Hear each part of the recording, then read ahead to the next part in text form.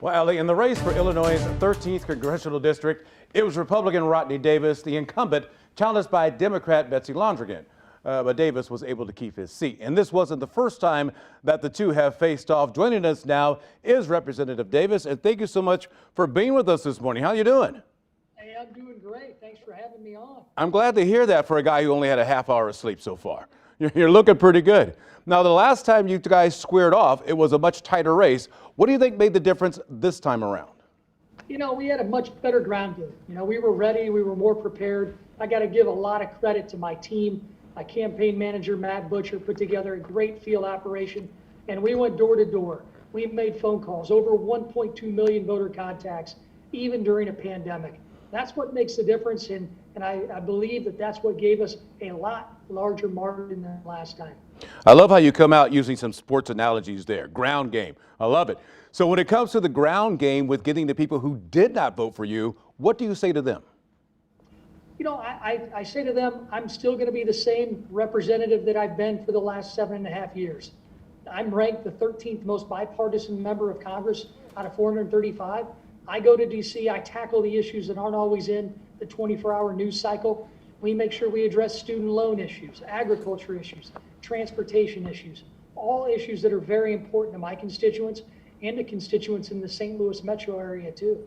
So many people, so many small businesses are hurting right now financially because of this pandemic. How do you get your district back up on its feet? Well, first off, we have to defeat this virus, and we're well on our way to making that happen. In a bipartisan way, we've invested hundreds of millions of dollars in therapeutics, medicines, and as Dr. Fauci even said, we're on our way to a vaccine by the end of this year for our hospital workers, healthcare workers, and our most vulnerable. We need to celebrate that success. And once we get beyond that success and we get to that point of a vaccine, we've got to make sure that we still help our mom and pop shops, our small businesses. We have over $100 billion left in the PPP program, but Nancy Pelosi has yet to call us back to vote to allow small businesses throughout this country to actually be able to apply for those funds. That's a tragedy, but I hope Speaker Pelosi got the message last night. She wants us to work, America wants us to work together. Looking at all the things you have on your docket right now, what would you say is your number one priority, the first thing that you want to get accomplished in this new term? Again, it's defeating this virus, and doing so means making sure we don't stop the progress on the programs that we've already put in place months ago to fight a disease that no one on earth knew existed a year ago. Secondly, it's to make sure that our mom and pop shops, our small businesses, especially over here in the Illinois side, where we have the Governor Pritzker lockdowns once again, without data to back it up, we need to make sure that these small businesses have access to capital, that if they meet standards of keeping their employees employed, then they might be eligible for forgiveness. But we've got to get back to DC first and foremost, cast a vote to allow them to apply for the hundreds of billions of dollars that are left just sitting there in a pot. Now, it looks like the Democrats are going to win the House. So with that in mind, how important was your victory last night to that balance of power in Washington, D.C.? Well, we expected a victory, but there were a lot of prognosticators that thought we might not have one. They also thought my good friend Ann Wagner might lose, but she didn't. She ran a great race and did a great job.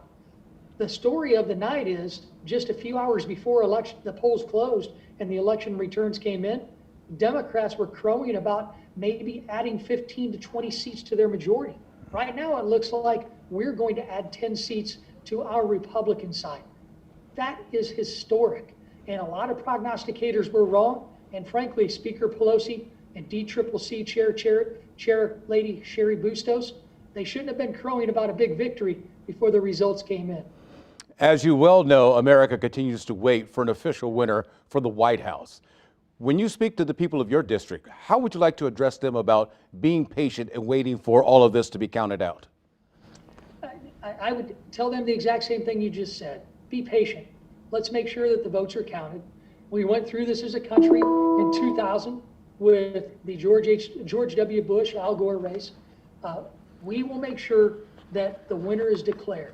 Now, what I would also say is, in today's day and age of social media, don't believe everything that you read on social media or the internet. Yeah, you can say that again. Thank you so much for joining us this morning. Go get some rest eventually today. Thank you. You too. Thank you.